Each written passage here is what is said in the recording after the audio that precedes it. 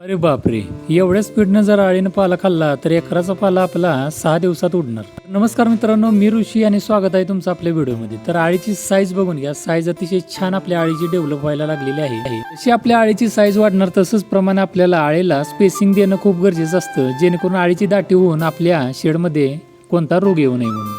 सर्वसाधारण मित्रांनो, 100 DFLला 1000 ते 1200 स्क्वेअर फूट जागा ही लागत असते. आपल्या 80,000 आळ्यांचा चौथा मूल तुटून आज हे 5वं फिडिंग आहे.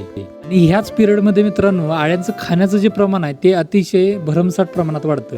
तुम्ही याच्यावरून अंदाज लावू शकता की जर आळीनं सुरुवातीला 1 एकरातील 10% पाला खाल्ला असला तर शेवटच्या 6 ते 7 दिवसात मित्रांनो पूर्ण 90% पाला आळी हे 6 ते 7 शेवटच्या दिवसात संपत असते.